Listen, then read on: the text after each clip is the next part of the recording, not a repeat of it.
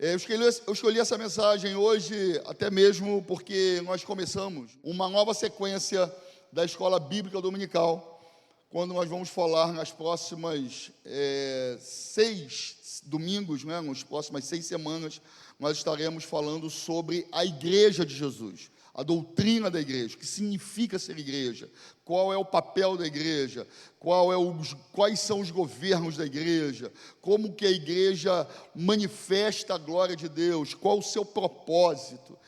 E com certeza nós estamos trabalhando esse ano com alguns temas na escola dominical, fazendo uma ponte com a visão do nosso pastor para o ano de 2026, que é unidade. Se existe alguma coisa na face da terra que possa expressar unidade, é a igreja de Jesus. A igreja é chamada de corpo de Cristo. Corpo de Cristo. Imagine o seu corpo. Então, se você consegue imaginar o seu corpo, você pode imaginar a igreja de Jesus. O seu corpo é uma unidade. O pé não é autônomo. O sangue, ele não para de correr por vontade própria. Existe toda uma engrenagem, toda uma sinergia dentro do nosso corpo. Assim mesmo, acontece com a igreja de Jesus. E a igreja é tão gloriosa, irmãos, que quando Jesus foi dar um exemplo da própria Trindade, quando ele falou de Pai, Filho e Espírito Santo, com os seus discípulos, lá em João, capítulo 17, no momento que ele orava pelos seus discípulos, e no momento em que nesta oração ele nos incluiu, quando no versículo 20 do capítulo 17 de João diz: não rogo somente por estes, mas também por aqueles que pela tua palavra hão de crer em mim. E ele estava orando pela IERC, estava orando por toda a igreja durante esses séculos. E o pedido de oração de Jesus é por unidade, para que eles sejam um. E o interessante é o complemento, irmãos. Para que eles sejam um, como nós somos um. Nós quem? Pai, Filho e Espírito Santo. Então, Jesus dá o exemplo de unidade, de sinergia, de compartilhamento, do mesmo grau, do mesmo nível da própria Trindade, a sua igreja. Ou seja, irmãos, a nossa coesão é tão grande, o nosso corpo é tão ligado, que nós refletimos a glória do Senhor como a própria Trindade. Não sei se você já pensou nisso, você já analisou o texto por esse viés, e é exatamente isso que Jesus está falando. E por isso, quando se fala de unidade, a coisa que vem à nossa cabeça é a igreja de Jesus. Às vezes, eu não sei se você já teve algum momento na sua vida que você ficou preocupado com a igreja. Já teve algum momento? Ai, Jesus, como que está a igreja? Ai, Senhor, misericórdia. Ai, Jesus, a igreja e tal. Não sei se você já teve essa preocupação pela igreja. Eu vou falar com muito carinho para você. Você se preocupou à toa. Você não precisa se preocupar com a igreja. Vou falar uma coisa muito forte, hein? Segura aí no banco. Você não precisa nem orar pela igreja. Você precisa orar pela IERC. Mas pela igreja de Jesus, não. Que isso, pastor? Não precisa. Faz o download aí. Está processando? É. A igreja, ela faz parte do credo apostólico. Não sei se você já ouviu falar dessa expressão. A confissão de fé do cristianismo começa no século II. Os primeiros cristãos, logo depois da era apostólica, e eles escrevem acerca do que nós cremos. São 13 pontos. Depois você vê, muito interessante, credo apostólico, depois vieram tantos outros. Mas o primeiro deles, em suma, diz assim: creio em Deus Pai, creio em Jesus Cristo, creio no Espírito Santo e creio na igreja. Porque se tem uma coisa nesse mundo que não vai dar ruim, é a igreja. A igreja do Senhor Jesus, ela é poderosa, ela é militante, ela é triunfante, ela está caminhando, marchando contra as forças do mal. Veja você ou não perceba, porque a obra da igreja, ela se faz no invisível, no espiritual. Se existe ainda consistência de graça nesse mundo, é por causa da igreja de Jesus. Sabe por que você não precisa orar pela igreja? Porque você não ora por Jesus, irmão. Ou você já fez alguma oração por Jesus? Jesus, eu vou orar por você, talvez você possa estar passando por alguma dificuldade, né? Vamos orar, né? Para o Senhor fortalecer a Jesus. Você já fez essa oração? Não, né? Não precisa orar pela igreja não, cara. Você precisa orar pelos nossos irmãos que fazem parte aqui. Você está entendendo isso? Você está conseguindo diferenciar uma coisa da outra? Quando a gente fala de igreja, a gente tem aquela ideia do lugar. Tem a ideia da placa na porta, IERC. Na realidade, a IERC, ela é o local, é a comunidade de fé que nós nos reunimos. Mas a igreja de Jesus é muito maior do que a IERC, irmãos. Graças a Deus que tem muita gente que não faz parte da IERC, mas pertence à igreja de Jesus. O inverso também é verdade.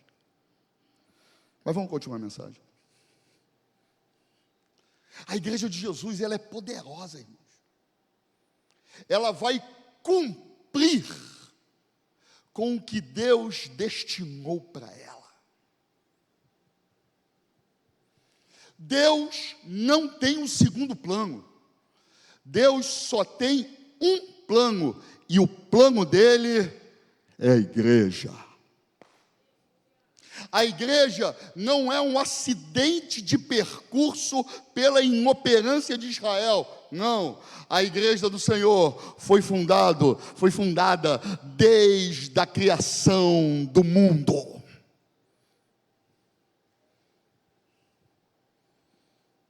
Deus começa com Israel, porque precisava de um povo para manifestar a sua glória e servir de luz para as nações.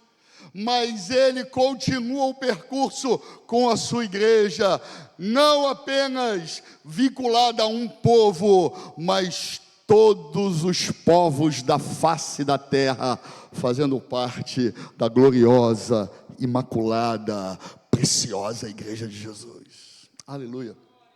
É sobre isso que eu quero falar com vocês hoje. É sobre a igreja, irmãos.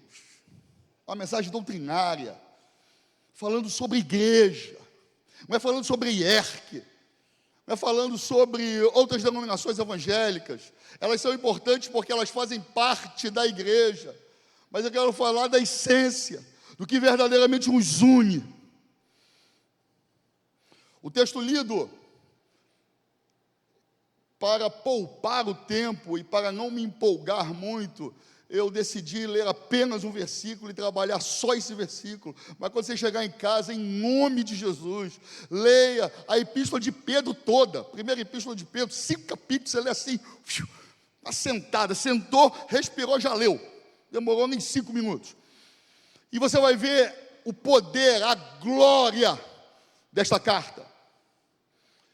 E no capítulo 2, o apóstolo Pedro, ele vai falando sobre a estrutura da igreja, sobre a firmeza da igreja, sobre a pedra angular, aonde a igreja está solidificada. E no versículo 9, ele vai dizer sobre a igreja, mas falando para nós que fazemos parte da igreja, dizendo: vós sois geração eleita, sacerdócio real, nação santa, povo escolhido, povo adquirido.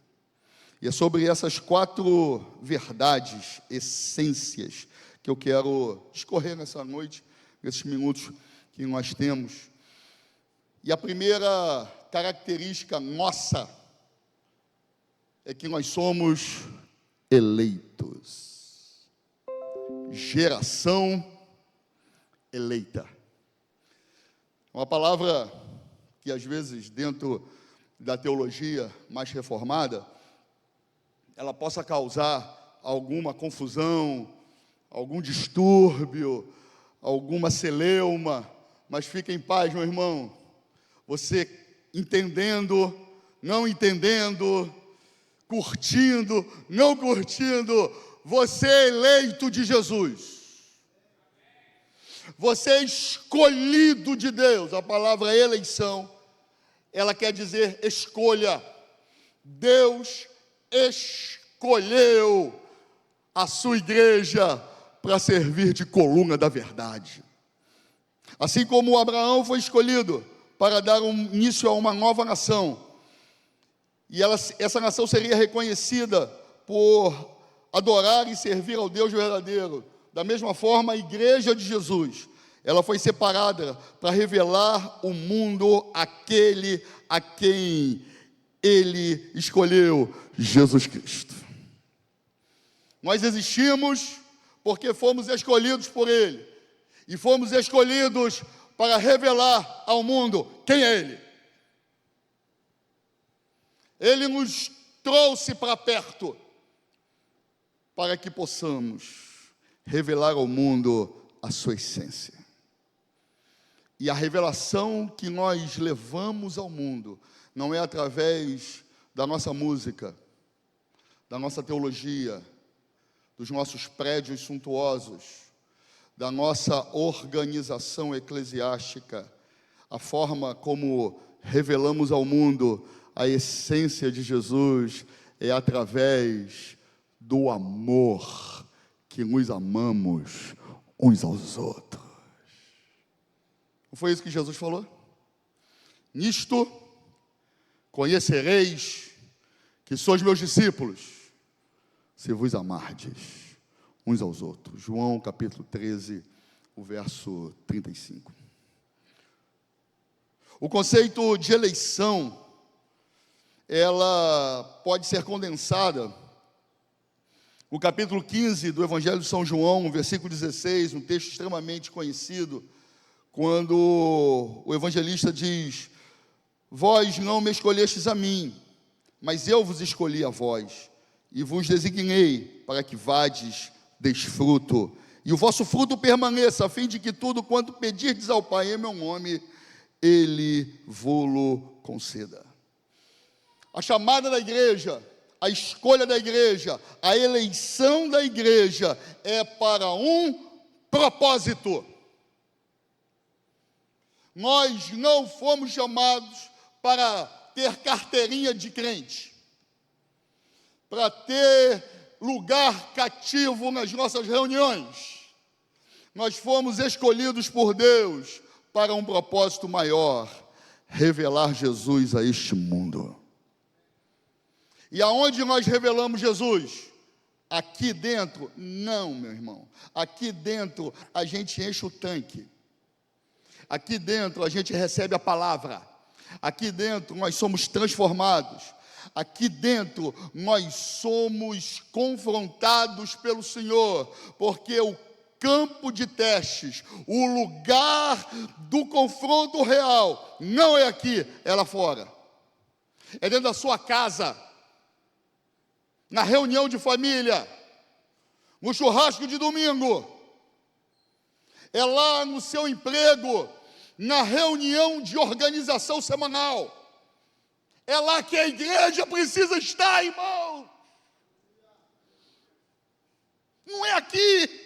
Aqui é o lugar da reunião, do abraço, da comunhão, de rever os irmãos, de falar um com o outro, de enchermos o tanque. Mas o lugar de revelar o propósito é lá fora. Como você está sendo igreja? Como você está revelando Jesus? É isso que a gente precisa pensar todos os dias. Foi exatamente essa mensagem final de Jesus Cristo, nas suas últimas palavras. Ele estava subindo aos céus. Uma multidão de cerca de 500 pessoas o via subir, sendo assunto aos céus. E ele, nesse momento de profunda epifania, ele disse aos seus discípulos: é-me dado todo o poder nos céus e na terra. Portanto, ide, fazei discípulos de todas as nações, batizando-as em nome do Pai, do Filho e do Espírito Santo, ensinando-as a guardar, a observar todas as coisas que vos tenho mandado. E eis que estou convosco todos os dias, até a consumação dos séculos. Estava ministrando em um determinado lugar, e eu coloquei um dos tópicos da mensagem. Era uma reunião mais informal, e aí eu estava meio leve, meio solto, né? E aí eu falei dos textos mais descontextualizados que nós utilizamos. A gente pega o texto e fala dele totalmente fora de contexto. Um dos mais terríveis dessa ideia é o Filipenses 4,13, né?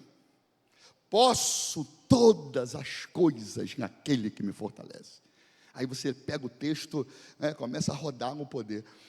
Só que o versículo anterior, o versículo 12, vai dizer que posso passar necessidade, posso ter fome, posso ser perseguido, posso todas as coisas naquele que me fortalece. Muito legal, né? Você entendeu? Então, tu pode sofrer pra caramba e continuar firme, porque você pode todas as coisas naquele que te fortalece. Percebeu isso? Textos, né?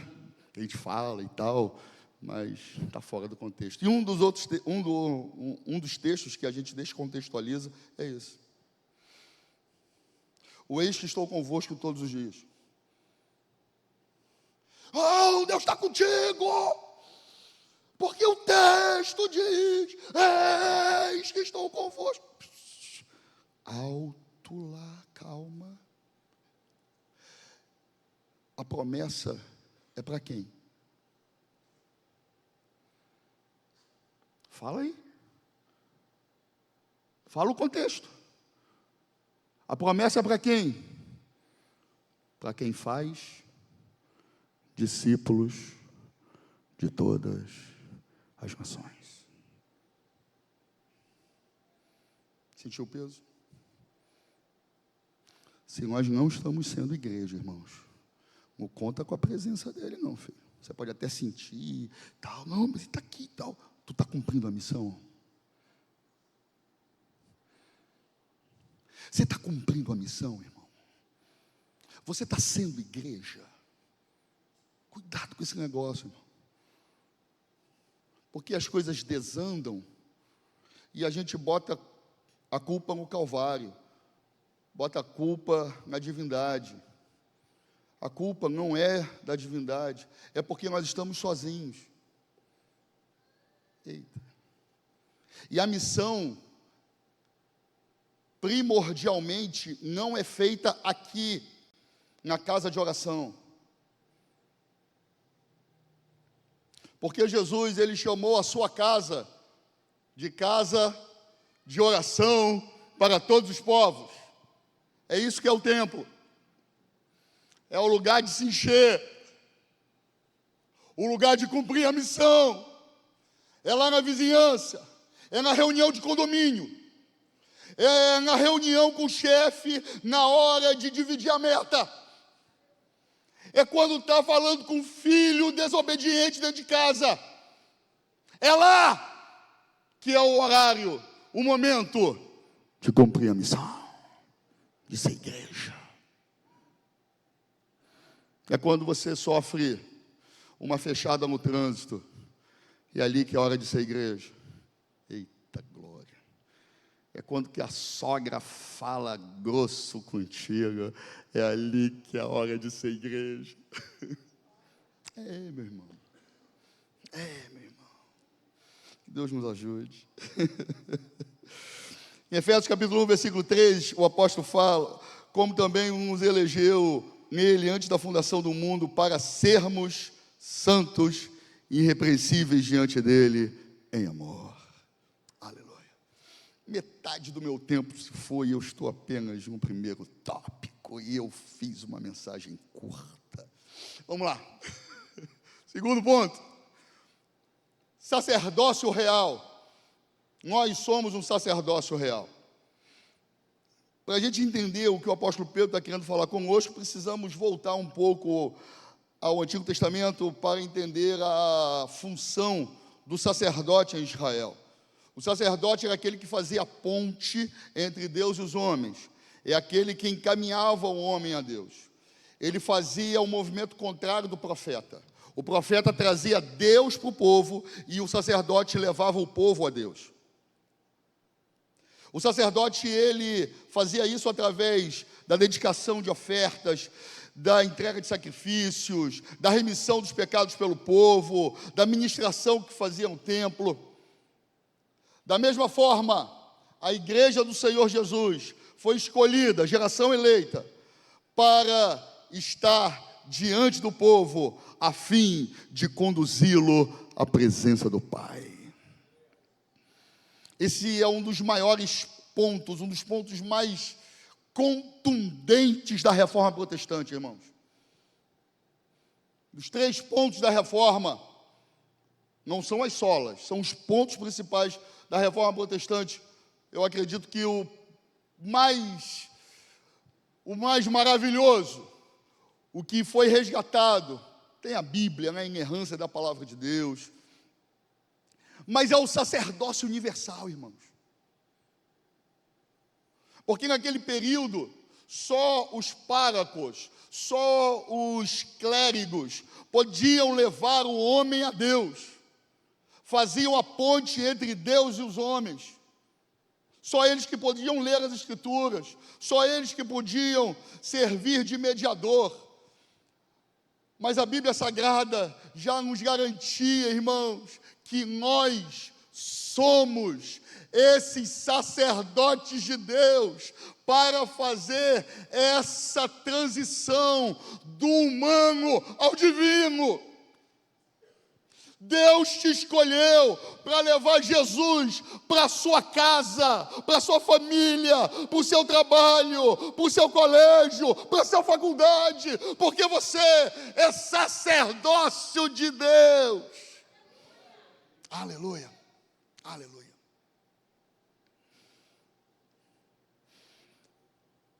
Interessante que esse ponto, ele nos diferencia de Israel. Porque quando Deus levanta a nação de Israel, lá com Moisés, capítulo 19 de Êxodo, Deus disse que ele seria um reino sacerdotal. Olha aí a sequência. Reino sacerdotal. A igreja é o quê? Sacerdócio real. Essa sequência faz toda a diferença, irmãos. Não é matemática, onde a ordem dos fatores não altera o produto, aqui altera. Sabe por quê, irmãos? Porque como igreja de Jesus, nós primeiro entregamos, servimos, abençoamos, e depois nós reinaremos para sempre com Cristo.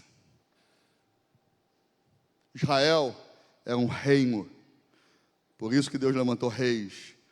Deus colocou o Estado como uma fortaleza, mas nós não estamos fortificados em trincheiras, nós estamos abertos porque nós servimos aos povos desta terra, porque somos sacerdócio de Deus. Você está entendendo isso? A vocação da igreja é servir e não ser servida. A nossa oração não deveria ser para que Deus nos desse uma cidade melhor, um lugar mais tranquilo para viver, um ambiente mais equilibrado. A nossa oração deveria para que nós sejamos a resposta para o Rio de Janeiro, a resposta para a freguesia, a resposta para Jacarepaguá. Entendendo a diferença?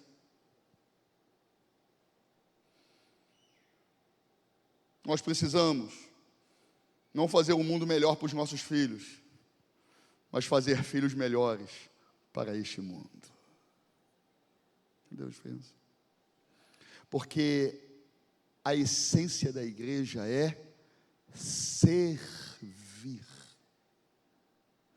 Geração eleita, sacerdócio real. Amém? Adiantando mais um pouco, porque é domingo à noite e nós não podemos atrasar. Nação santa, nação santa. O Deus da igreja apresenta-se como o Santo de Israel. E a santidade era tão real em Cristo que ele encarnou, ou seja, Deus se fez gente sem se contaminar com o pecado herdado por Adão. Só que eu já ficaria uns 2 dias só a gente conversando sobre isso que eu acabei de falar. Deus encarnado de uma forma completamente pura, santa. E essa é a exigência de Deus para a sua igreja. 1 de Pedro, capítulo 1, versículo 15, versículo 16, mas começando aquele que vos chamou, sede vós também santos em toda maneira de viver, porquanto está escrito, sereis santos, porque eu, Senhor, sou santo. Nação santa refere-se ao padrão que Deus falou a Moisés. É interessante que quando Deus falou a Moisés no capítulo 19, verso 6, verso 5, ele falou sobre a aliança mosaica e diz, olha, vocês são para mim propriedade particular, tesouro peculiar, vocês serão para mim reino sacerdotal. Eu acabei de falar isso com vocês, mas ele falou dessa forma, vocês serão para mim nação santa. O apóstolo Pedro, milhares de anos depois, escreveu na sua epístola, dizendo, vós sois nação santa. A mesma exigência para Israel é a mesma exigência para a igreja, porque Deus só trabalha na santidade. Deus não trabalha na mistura, Deus não trabalha no jeitinho, Deus não trabalha no conchavo, Deus não trabalha na armação, na articulação, em mexer pauzinho, em fazer um jeito diferente para ver se dá certo. Deus só trabalha na retidão, na santidade. E é por isso que ele chamou a sua igreja, porque se existe um povo que continua mantendo o padrão divino, é a verdadeira igreja de Jesus, aleluia, e por causa disso ela é perseguida, por causa disso ela é incompreendida, por causa disso muitos a rejeitam, mas ela continua sendo fiel da balança, porque aqui nós somos a comunidade dos santos do Senhor, aleluia. Entretanto, todavia, a nossa santidade não é repelente, isolante, intrínseca. Pelo contrário, a nossa santidade une as pessoas. A nossa santidade traz perdão, traz harmonia, resgata relacionamento, se apresenta como reconciliação. Não é aquela santidade que talvez você pense, no imaginário coletivo. Não, eu sou santo, não me toca não. Estou separado. Não quero, não posso ver, não posso ouvir, não posso cheirar, não posso estar, não posso tocar. Não é essa a santidade, irmãos. A santidade de Deus, a santidade da igreja é que nos relacionamentos nós vamos imitar Jesus com a mulher do fluxo de sangue. Você entendeu isso? E que aquela mulher estava como? 12 anos, impura, afastada do convívio. Se alguém tocasse nela, ficava impuro. Mas a santidade de Jesus era tanta, que aquela mulher toca na orla do vestido de Jesus, e ela é curada. Porque a santidade de Jesus alcança os perdidos. Você está entendendo? Igreja santa, nação santa. Não é isolamento, não é reclusão, não é mosteiro. A santidade se revela no tamo junto, no relacionamento, na amizade, mas uma amizade santa, pura, em olhos puros. Essa é a santidade que Deus quer ver na sua igreja. Somos chamados à santidade não para que possamos ver a Deus. Vou repetir. Somos chamados à santidade não para que possamos ver a Deus, mas sim para que Ele seja visto através de nós. Você não é santo para ver a Deus. Você é santo para que Deus seja visto em você. Percebeu a diferença? A santidade é para que as pessoas possam se sentir acolhidas, seguras do nosso lado. Eu posso me abrir com aquela pessoa porque ele não vai contar para ninguém, porque ele é santo. Eita. Eu posso confiar naquele irmão, porque ele vai comigo até o final, porque ele é santo. Você está entendendo o nível da santidade, irmãos? Santidade não é para dizer, eu sou santo, santo, Não, meu irmão. Nós somos santos para carregar as pessoas, para abraçar os infiéis e permanecermos fiéis. Isso. Deus nos ajude, irmãos. Santidade não distancia, ela aproxima. Ela nos faz íntimos do eterno, ao ponto que o nosso rosto começa a brilhar. Mas não brilha por causa do óleo de peroba, não, irmão. Brilha por causa da glória de 2 Coríntios 3,18. Nós brilhamos como um espelho a glória de Cristo e somos transformados de glória em glória, conforme a sua imagem. É muito legal isso, porque o versículo 18 é antecedido, obviamente, pelo 17, que diz, aonde o Espírito do Senhor está, aí há liberdade. Liberdade para quê, irmãos? Para ser santo. Você está entendendo a santidade nesse prisma? Porque às vezes, de uma forma muito errônea, nós fomos acostumados a uma santidade que não aproxima, pelo contrário, repele. Mas a santidade de Jesus, ela fazia com que as pessoas queriam estar ao lado dele, quisessem estar ao lado dele. Quarto, e aqui nós encerramos, o profeta Malaquias, ele vai falar sobre isso, sobre essa quarta característica da igreja, que é povo adquirido.